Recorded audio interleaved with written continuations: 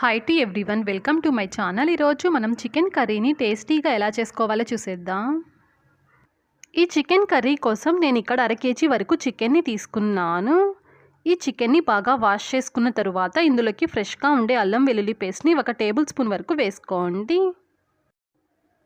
తరువాత 1 table spoon వరకు కారపు పొడి, 1/2 టీ స్పూన్ వరకు పసుపు పొడి, 1 టేబుల్ స్పూన్ వరకు ధనియాల పొడిని వేసుకోండి. తరువాత 1 టేబుల్ స్పూన్ వరకు గరం మసాలాని వేసుకొని మన టేస్ట్కి సరిపడంతగా ఇందులోకి కొద్దిగా సాల్ట్ లేదంటే కల్లుప్పుని వేసుకోండి. తరువాత ఫ్రెష్గా ఉండే పెరుగుని 2 టేబుల్ స్పూన్ల వరకు వేసుకొని ఒకసారి స్పూన్తో తినంతా బాగా కలుపుకోండి. మనం వేసుకున్న ఉప్పు, కారం, మసాలా అంతా ఈ చికెన్కి బాగా పట్టే విధంగా బాగా కలుపుకోండి. ఇలా మ్యారినేట్ చేయడం వల్ల చికెన్ పీసెస్కి ఉప్పు, కారం అంతా బాగా పట్టి తినేటప్పుడు కర్రీ చాలా టేస్టీగా ఉంటుంది. ఇలా బాగా కలుపుకున్న తరువాత దీని మీద మూత పెట్టేసి 30 నిమిషాల పాటు దీన్ని పక్కన పెట్టేయండి. ఇప్పుడు స్టవ్ ఆన్ చేసి స్టవ్ మీద ఏదైనా ఒక కడాయిని పెట్టుకొని ఇందులోకి 3 లేదా 4 టేబుల్ స్పూన్ల వరకు ఆయిల్ని వేసుకోండి. ఆయిల్ కాస్త హీట్ అయిన తరువాత 1 ముక్క దాల్చిన చెక్క, 2 లవంగపు మొగ్గల్ని వేసుకోండి. తరువాత 1 పెద్ద సైజు ఉల్లిపాయని ఇలాగ సన్నగా కట్ చేసుకొని వేసుకోండి. ఈ ఉల్లిపాయల్లో ఉండే పచ్చివాసన పోయి ఉల్లిపాయల కలర్ కాస్త చేంజ్ అయ్యేంత వరకు ఆయిల్లో ఈ ఉల్లిపాయల్ని ఫ్రై చేసుకోండి. ఉల్లిపాయలు ఈ విధంగా ఫ్రై అయిన తరువాత ఇందులోకి ఆనియన్, టమోటా పేస్ట్ని వేసుకోండి. నేను ఇక్కడ మీడియం సైజ్ 1 ఆనియన్ని, 1 టమోటాని మిక్సీ జార్లోకి వేసుకొని ఇలాగ పేస్ట్ లాగా బ్లెండ్ చేసుకొని వేసాను.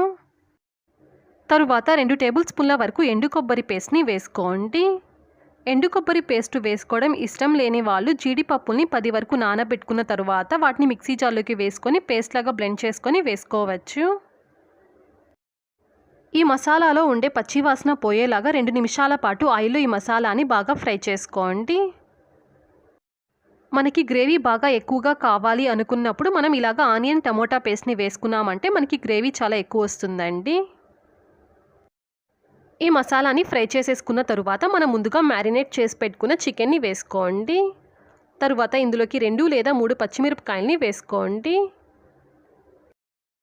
మనం వేసుకున్న ఈ చికెన్ మసాలాలో బాగా కలిసేలాగా 1 నిమిషం పాటు గరిటెతో దీన్ని బాగా కలుపుకోండి. మీరు రోజు తినే చికెన్ కర్రీ బోర్ కొట్టినప్పుడు ఈ ప్రాసెస్లో ఒకసారి ఈ కర్రీని ట్రై చేసి చూడండి, చాలా టేస్టీగా ఉంటుంది. మనం వేసుకున్న ఈ చికెన్లో పచ్చివాసన పోవడం కోసం 3 నిమిషాల పాటు ఈ చికెన్ని అలాగే ఉడికించుకోండి.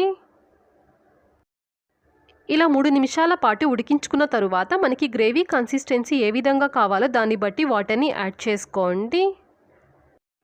నేను 1 పెద్ద గ్లాస్ దాకా వాటర్ని యాడ్ చేశాను. ఇలాగ వాటర్ని వేసేసుకున్న తరువాత గరిటెతో ఒకసారి దీనంతా బాగా కలుపుకోండి. ఇలా బాగా కలుపుకున్న తరువాత దీని మీద మూత పెట్టేసి చికెన్ ఉడికేంత వరకు ఈ కర్రీని ఉడికించుకోండి. మధ్యలో ఒకసారి మూత తీసి చెక్ చేసుకోండి చికెన్ ఉడికిందా లేదా అనేసి. ఇక్కడ నాకు చికెన్ పర్ఫెక్ట్గా ఉడికిందండి. ఇక్కడ నాకు గ్రేవీ కన్సిస్టెన్సీ కాస్త పల్చగా ఉంది. చిక్కగా అవ్వడం కోసం ఇంకో 2 నుంచి 3 నిమిషాల పాటు నేను ఉడికించుకుంటున్నాను. ఈ స్టేజ్లో టేస్ట్ చూసుకొని ఉప్పు, కారం ఏదైనా తక్కువైతే సరిచేసుకోండి. నాకంతా కరెక్ట్గా ఉంది, అందుకనేసి ఏమీ యాడ్ చెయ్యట్లేదు. చికెన్ కర్రీని బాగా స్పైసీగా తినాలి అనుకున్న వాళ్ళు లాస్ట్లో 1/2 టీ స్పూన్ లేదంటే 1/2 టీ స్పూన్ దాకా మిరియాల పొడిని వేసుకోండి. ఇప్పుడు చూడండి, ఇక్కడ నాకు గ్రేవీ కన్సిస్టెన్సీ కాస్త చిక్కగా అయ్యింది. ఇలాగ చిక్కగా అయిన తరువాత లాస్ట్లో కొద్దిగా కొత్తిమీరని చల్లుకొని స్టవ్ని ఆఫ్ చేసేసుకోండి. అంతే అండి, ఎంతో రుచిగా ఉండే చికెన్ కర్రీ మనకి ఇక్కడ రెడీ అయిపోయింది.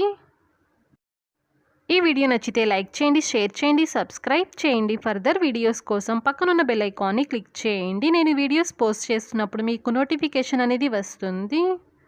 Thanks for watching.